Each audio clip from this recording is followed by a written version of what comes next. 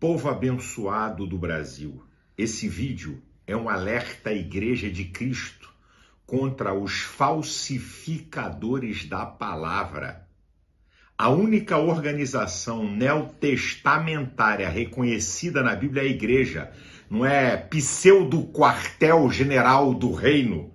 Isso tudo é falácia para enganar incautos, para enganar gente que não conhece a palavra e que não tem discernimento espiritual.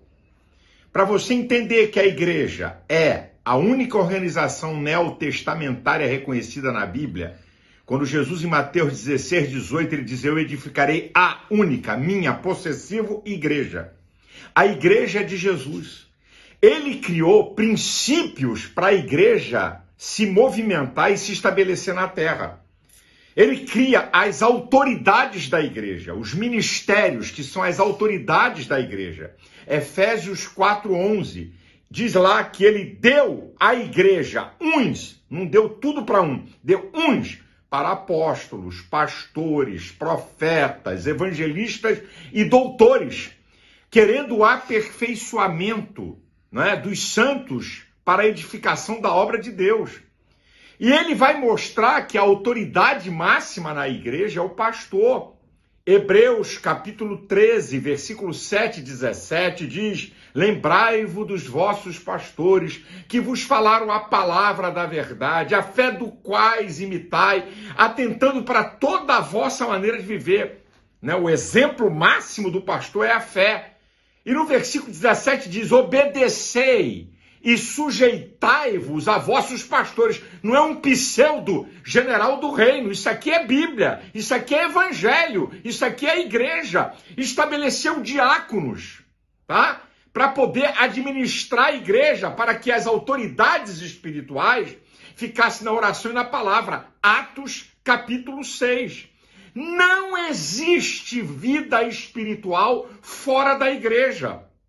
Quando Paulo, em 1 Coríntios, capítulo 12, a partir do versículo 12, compara a igreja a um corpo, o que é corpo? Conjunto de membros interdependentes. Fora do corpo não há vida. Fora da igreja não há vida espiritual. E Paulo mostra que todos são importantes no corpo. Agora, não existe igreja online, não existe igreja em núcleos, existe a igreja com a autoridade ministerial que pode delegar a autoridade a outros. As 7 cartas escritas no livro do Apocalipse às igrejas foram dirigidas aos pastores. Não foi a diáconos, nem coach, nem a nada, não. Foi aos pastores. E o diácono Filipe, em Atos 8, que batizou, que pregou, que curou e fez milagres, estava debaixo da autoridade apostólica de Jerusalém. Agora, eu fico vendo aí o cara querer se comparar ao apóstolo Paulo, usando Gálatas 1, porque Paulo, quem consagrou ele, quem chamou ele foi Deus. Cuidado. Texto sem contexto é pretexto para heresia. O capítulo 1, Paulo faz uma defesa do seu apostolado. Em primeiro lugar, eu também, quem me chamou foi Deus. E Paulo começa a destroçar o rito judaizante que queriam colocar na igreja. Tanto é que no versículo 6 ele diz: olha, eu fico admirado que tão depressa vocês querem transtornar o evangelho e passar para um outro evangelho. Versículo 8 e 9 ele diz: olha, se alguém pregar um outro evangelho, que não seja o da graça, seja anátema. Agora, no capítulo 2, versículo 9, ele vai dizer que, é importante isso aqui, Tiago, Cefas e João, os colunas da igreja, reconhecendo que ele foi chamado para pregar para os gentios, deram a destras em comunhão. Paulo foi para os gentios e eles para os judeus. Olha como é que ele reconhece. Agora, para jogar uma pá de cal, quando Paulo vai iniciar o seu ministério, a sua primeira viagem missionária, Atos capítulo 13, eu vou ler e vai aparecer aqui na tela, do versículo 1 ao 4, preste atenção. E na igreja que estava em Antioquia, havia alguns profetas e doutores, a saber, Barnabé e Simeão, chamado Níger, Lúcio Cirineu, Manaém, que fora criado com Herodes o Tetrarca, e Saulo. Olha onde ele estava, na igreja. Agora presta atenção. E servindo eles ao Senhor, jejuando, disse o Espírito Santo: apartai-vos Barnabé e Saulo para a obra que eu tenho chamado. Então, jejuando e orando, e pondo sobre eles as mãos, os despediram. A igreja estavam debaixo de autoridade da igreja. E assim estes, enviados pelo Espírito Santo, desceram a Seleucia e dali navegaram para Chipre. Agora, a pá de cal, para essa falácia, como que se Paulo não tivesse sujeito à igreja. Atos 16, versículo 4 e 5, a segunda viagem missionária de Paulo. Olha o que Paulo vai dizer. E quando ia passando pelas cidades, lhes entregavam para serem observados os decretos que haviam sido estabelecidos pelos apóstolos e anciãos em Jerusalém. Paulo distribuía os decretos da autoridade da igreja. E olha o versículo 5, de sorte que as igrejas, não é núcleo de pseudo quartel-general do reino, que as igrejas eram confirmadas na fé e cada dia cresciam em número. As igrejas, tudo fora da igreja não vai prevalecer. Que história é essa que qualquer um e todo mundo pode batizar? Se não tiver debaixo da autoridade da igreja. Então, João Batista, ele batizava. Ah, meu Deus, esse povo não conhece a Bíblia. Lucas capítulo 7, do versículo 26 ao 28, Jesus fala que João foi o maior profeta nascido aqui na terra. Ministério. João tinha um ministério. Que conversa fiada é essa de leigos batizando, sem estar debaixo da autoridade de um pastor que começa uma igreja num lugar remoto e autoriza alguém que nem diácono é a batizar debaixo de autoridade ministerial? Agora, gente, eles criticam tanto a igreja, estão fazendo uma igreja em paralelo, tomam ceia, batizam, só que estão sendo controlados por um espertalhão. Usurpação de competência e do que é legal no mundo espiritual. Inventa, sabe? Tem uma ideia, quartel-general do reino. Hã? Só tem um quartel-general do reino que é a igreja. Fora disso eu não conheço. Aí os generais, quer dizer, para ser general tem que ser tenente. Ninguém quer ser tenente, quer ser logo general. Mas olha a malandragem. Para poder ser general de um quartel, de um núcleo, tem que ter comprado um curso do esperto. Tem que ter feito um curso dele. E aí tem milhares de núcleos, com milhões de pessoas comprando cursos e material do malandro. E depois quer falar de pastor. Olha a sagacidade, porque é ele que dá rumo ao núcleo. É ele que diz o que é que pode ser falado ou não no núcleo. Acorda, gente! Isso é quebrar princípio, isso é usurpar a autoridade legal e a igreja. Aprendam, por favor. Você precisa saber mais isso sobre a igreja. Mas pastor, diz alguém, essa igreja o pastor é isso, na outra tem gente falsa, tem caluniador e bababá, tem gente com defeito. Ei, a igreja aqui na terra é o hospital de Deus para curar você e eu e prevenir. Sabe quando é que a igreja passou a ter defeito? O dia que eu e você chegamos nela. Essa cambada de pecadores. A igreja não é o céu. Estamos no processo de santificação para entrarmos no estado de santidade.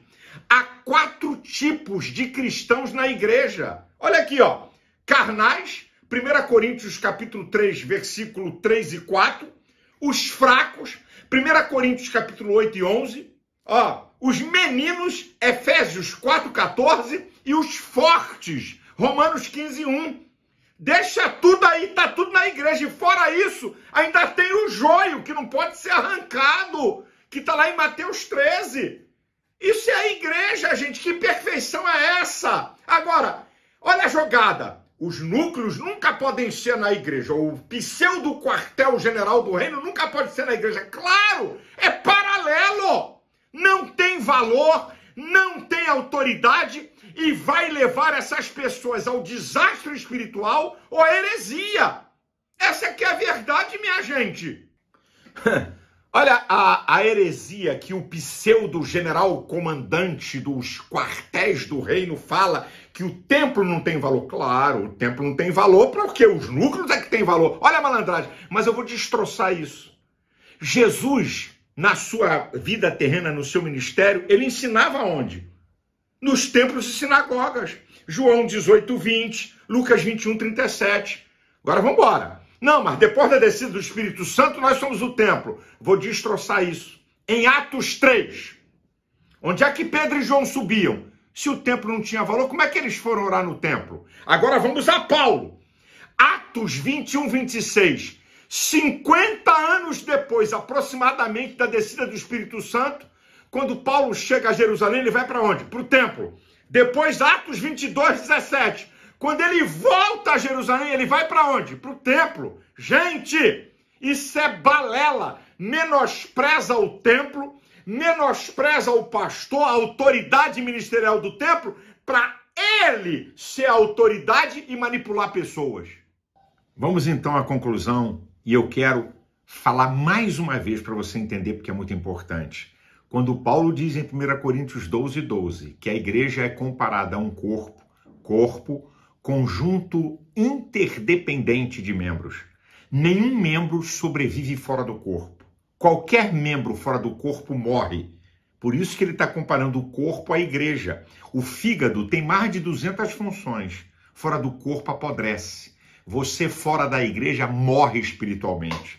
É isso aqui que é a coisa mais séria. O diabo trabalha para você ficar fora da igreja. Não estou falando de templo, estou falando do corpo místico de Cristo, que tem um pastor, que tem uma autoridade espiritual. Agora escute isso aqui, gente. Escute isso aqui. Se você tem discernimento espiritual, como está em 1 Coríntios, capítulo 2, a partir do versículo 14, que o espiritual discerne bem tudo porque tem a mente de Cristo, você vai discernir isso que eu estou falando aqui. E se você, segundo Hebreus 5,14, olha o que diz esse texto, que o alimento sólido são para os maduros, os quais, em razão do costume, têm os seus sentidos exercitados, tanto para discernir o que é bem e o que é mal. Só pessoas maduras, exercitadas na palavra, conseguem discernir isso que eu falei. Os incautos, os carnais, os meninos são levados em volta por todo o vento de doutrina. Aprenda, a igreja é de Jesus. Ninguém prevalece contra a igreja. E se alguém tentar se levantar como a igreja, Deus abate, é só aguardar o tempo. Cuidado, para você não se decepcionar na fé, por causa de gente esperta que quer arrancar você da igreja. A igreja vai continuar com a sua marcha triunfante. Que Deus abençoe. Que Deus abençoe cada pastor, cada igreja. Multiforme graça, 1 Pedro 4,10. Diferentes tipos, para poder a graça de Deus se manifesta a diferentes tipos de pessoas. Pertença a uma igreja, tenha um pastor. Que Deus abençoe sua vida, sua família. Deus livre a igreja dessas heresias e desses falsos apóstolos. Deus abençoe a todos.